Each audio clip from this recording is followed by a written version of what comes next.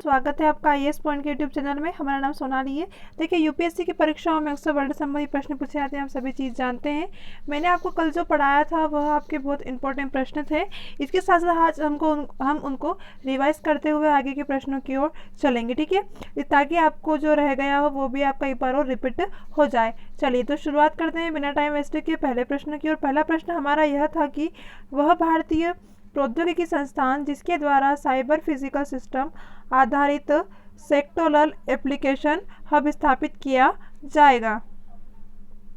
इस प्रश्न का सही जवाब था आपका आईआईटी रोपड़ द्वारा क्या किया जाएगा, साइबर फिजिकल सिस्टम पर आधारित सेक्टोरल एप्लीकेशन हब स्थापित किया जाएगा। अगले प्रश्न की ओर चलते हैं।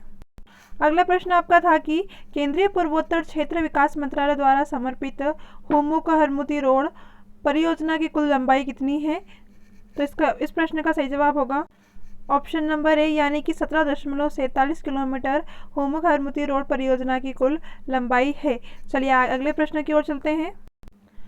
अगला प्रश्न है आपका भारतीय रेलवे द्वारा नव स्थापित एकीकृत हेल्पलाइन नंबर जिस भी सभी प्रकार के प्रश्नों, सहायता और शिकायतों के लिए स्थापित किया जाएगा, तो वह नंबर कौन सा है? तो आपका ऑप्शन नंबर है, यानी कि 139 है, जो कि एकीकृत हेल्पलाइन नंबर है, जिसमें क्या होगा कि जो सभी प्रकार के प्रश्नों की सहायता और शिकायतों के लिए इसे स्थापित किया गया है। अगला प्रश्न है आपका कि भारतीय राष्ट्रीय उद्यान जहां पर्यटन विभाग द्वारा नाइट सफारी की व्यवस्था प्रारंभ की गई। देखिए, इसमें क्या था, उपरोक्त सभी यानी कि बांधवगढ़ राष्ट्रीय उद्यान में भी नाइट सफारी की व्यवस्था प्रारंभ की गई है, पेंच राष्ट्रीय उद्यान में भी और कान्हा राष्ट्रीय उद्यान, इन तीनों में ही क्या किया गया है कि नाइट सफारी की व्यवस्था प्रारंभ की गई है, यानी कि उपरोक्त सभी। चलिए अगले प्रश्न की ओर चलते हैं। अगला प्रश्न है आपका कि वह राज्य सरकार जिसके द्वारा गर्मियों में जल आपूर्ति सुनिश्चित हेतु मिशन भागीरथी के तहत समर्पित निगरानी जो प्रकोष्ठ है उसकी स्थापना की जाएगी, किसके द्वारा? मिशन भागीरथी। यह कहाँ पर? तो यह तेलंगाना में स्थापित किया गया है, इसलिए आपका ऑप्शन नंबर ए सही हो जाएगा। अगले प्रश्न की ओर चलते हैं। अगला प्रश्न है आपका कि केंद्र सरकार द्वारा पेट्रोलियम एंड सेफ्टी ऑर्गेनाइजेशन के तकनीकी केंद्र ने तो किसके तहत नई सेवा प्रारंभ की गई है? तो आपका ऑप्शन नंबर ए, यानी कि इंडियन पेट्रोलियम एक्सप्लोरेशंस सेफ्टी जो सर्विस है, इसके द्वारा क्या किया गया है? केंद्र सरकार ने पेट्रोलियम एंड जो सेफ्टी ऑर्गेनाइजेशन है इसके केडर के तहत नई सेवा यह प्रारंभ की गई है। अगला प्रश्न है आपका कि भारत सरकार द्वारा विश्व धरोहर सूची में शामिल करने हेतु अनुमोदित जो कि धोलावीरा धरोहर स्थल किस राज्य में स्थित है? क्या कहा है कि जो भारत सरकार द्वारा एक विश्व धरोहर को सूची में शामिल किया जाना है, जिसका नाम क्या है? धोलावीरा धरोहर, यह किस राज्य में स्थित है? तो आपका ऑप्शन नंबर गुजरात सही हो जाएगा, यानी कि यह धोलावीरा जो धरोहर है यह गुजरात में स्थित है। अगला प्रश्न है आपका कि विश्व में एकमात्र देश जहां पर एयरलाइंस को इन फ्लाइट वाईफाई प्रदान करने की अनुमति जो है उसको प्राप्त नहीं है। देखिए, इसका सही जवाब होगा उत्तर कोरिया। उत्तर कोरिया में क्या कर दिया गया है कि जो एयरलाइंस होती है इनको इन फ्लाइट जो वाईफाई दिया जाता है, मतलब कि जो फ्लाइट के दौरान वाईफाई दिया जाता है, इसकी अनुमति नहीं है। इस तरह आपका ऑप्शन नंबर ए सही हो जाएगा, यानी कि उत्तरी कोरिया। अगला प्रश्न है आपका कि भारतीय महिला लीग की जो मेजबानी है वह कहाँ की जाएगी? तो देखो, जो भारतीय महिला लीग है इसकी मेजबानी उड़ीसा में की जाएगी, यानी कि ऑप्शन नंबर ए आपका सही हो जाएगा। चलिए, ये हमारे अभ्यास प्रश्न से। अब हम इसके आगे के जो प्रश्न करेंगे वह भी आपको याद रखने हैं, क्योंकि वह भी आपके लिए बहुत हेल्पफुल है। चलिए शुरुआत करते हैं हमारे अगले प्रश्न की ओर। चलिए अगले प्रश्न की ओर चलते हैं। वह देश जिसके द्वारा भारत के स्वदेशी निर्मित स्वाति नामक रडार कौन सा है? स्वाति नामक रडार खरीदने हेतु समझौता हस्ताक्षर किए गए हैं। ऑप्शन है आपके पास आर्मेनिया, ईरान, इजराइल या फिर रूस। ठीक है, इसका सही जवाब होगा आपका ऑप्शन नंबर है, यानी कि आर्मेनिया। चलिए डिटेल में जानेंगे हम इसके बारे में। हाल ही में भारत और आर्मेनिया ने स्वदेशी निर्मित स्वाति नामक रडार खरीदने हेतु समझौता पर हस्ताक्षर किए हैं। यह रडार विभिन्न स्थानों पर कई हथियारों को संभालने में सक्षम है। यह सौदा भारत को 35,000 करोड़ रुपए की रक्षा निर्यात करने को बहुत जल्द ही हासिल करने में मदद करेगा। इस रडार का निर्माण DRDO द्वारा किया गया है। ठीक है, आपको याद रखना है कि जो रडार है इसका जो निर्माण है वह DRDO के द्वारा किया जाएगा और इसमें लागत कितनी लगी है, तो 35 करोड़ रुपए की रक्षा निर्यात के मतलब निर्यात के लिए इसे कहा गया है। अब यह समझौता किस किस के बीच है, तो देखो यह समझौता भारत और जो आर्मेनिया है इस स्वदेशी निर्मित जिसका क्या नाम है स्वाति नामक रडार खरीदने हेतु समझौते पर हस्ताक्षर किए हैं। ठीक है, तो इस तरह आपका ऑप्शन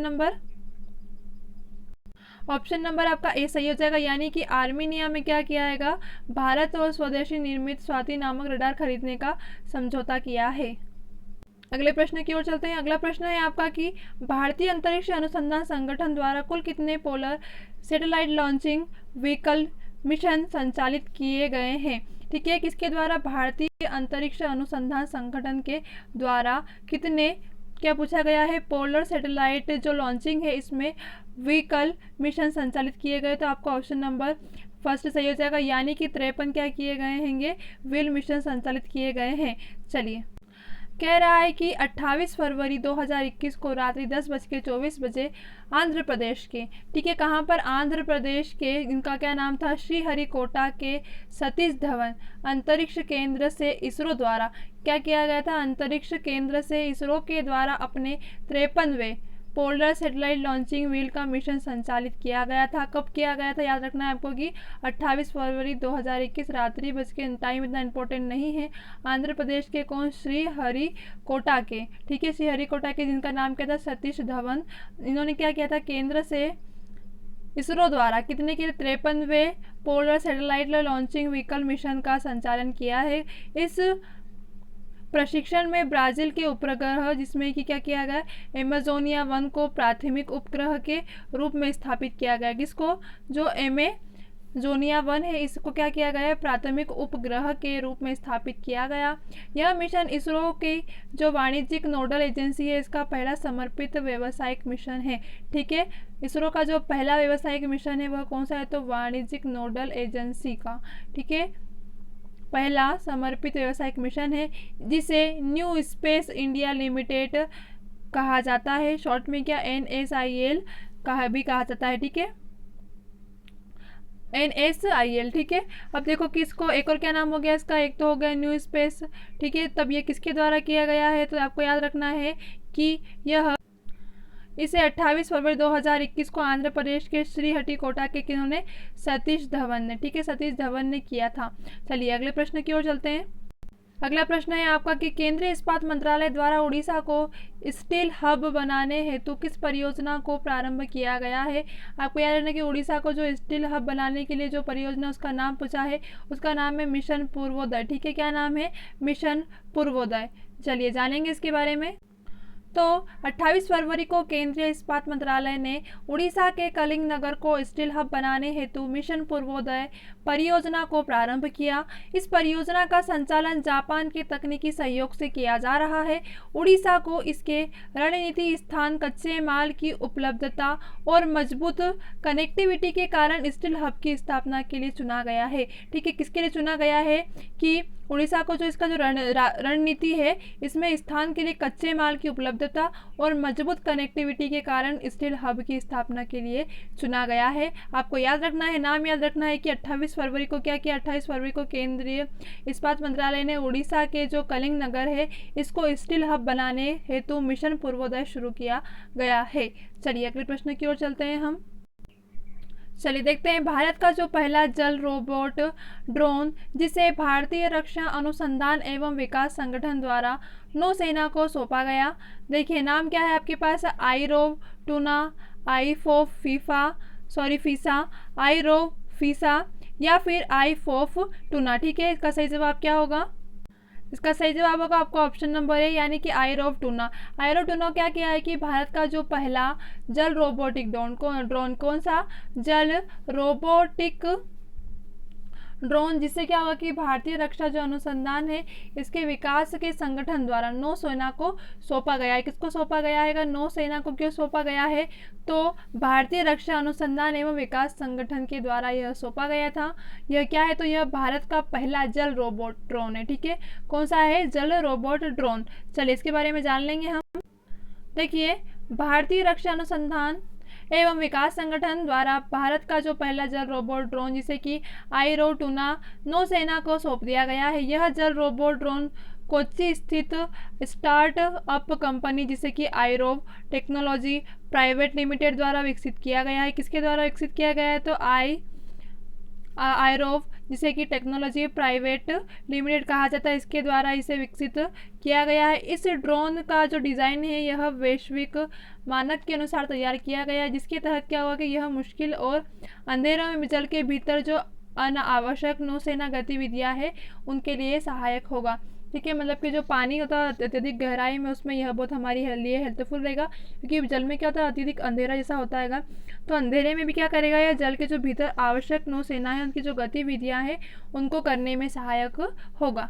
ठीक है, अगला प्रश्न है आपका कि वह केंद्रीय मंत्रालय जिसके द्वारा ऊर्जा कुशल चिलर सिस्टम हेतु चिलर स्टार, क्या कहा है कि जो चिलर स्टार लेम्बलिक कार्यक्रम है इसको प्रारंभ किया गया है। ऑप्शन है आपके पास केंद्रीय उद्योग मंत्रालय, केंद्रीय ऊर्जा मंत्रालय, केंद्रीय पर्यावरण मंत्रालय या फिर केंद्रीय सूचना प्रौद्योगिकी मंत्रालय। ठीक है, क्या कहा है कि जो वह केंद्रीय मंत्रालय जिसके द्वारा क्या किया गया ऊर्जा कुशल चिलर सिस्टम हेतु चिलर स्टार लेबलिंग कार्यक्रम प्रारंभ किया गया है। ठीक है, इसका सही जवाब हो जाएगा आपका केंद्रीय ऊर्जा मंत्रालय। केंद्रीय ऊर्जा मंत्रालय द्वारा क्या किया गया चिलर स्टार लेबलिंग कार्यक्रम किया गया है।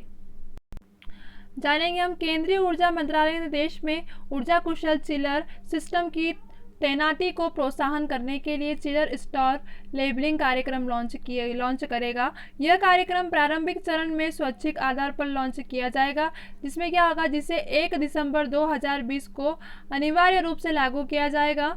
यह केंद्रीय HVAC यानी कि ताप वेंटिलेशन और एयर कंडीशनिंग जो होता है इसके सिस्टम के लिए उन्नति प्रौद्योगिकी को बढ़ावा देने में मदद करेगा। ठीक है, इस तरह क्या होगा कि इसमें 31 दिसंबर 2020 को क्या करेगा यह लागू करेगा। इसमें क्या होगा कि HVAC यानी कि ताप वेंटिलेशन और एयर कंडीशनिंग जो होंगे सिस्टम इनकी उन्नति में क्या करेगा यह प्रौद्योगिकी को बढ़ावा देने के लिए मदद करेगा। ठीक है, इसलिए क्या किया गया है कि केंद्रीय जो ऊर्जा मंत्रालय है इन्होंने चिलर सिस्टम को तैनाती के प्रोत्साहन करने के लिए चिलर स्टार लेबलिंग कार्यक्रम लॉन्च किया है। ठीक है, आज का सेशन हमारा यही खत्म होता है। अगर आपको हमारा क्लास अच्छा लगा हो तो आप हमें कमेंट सेक्शन में ज़रूर बताइए, और अगर किसी भी प्रश्न में आपको कोई भी डिफ़िकल्टी हुई हो तो वह भी आप हमसे कमेंट सेक्शन में पूछ सकते हैं। चलिए, तब तक के लिए बेस्ट ऑफ, मिलते हैं हमारी अगली क्लास में।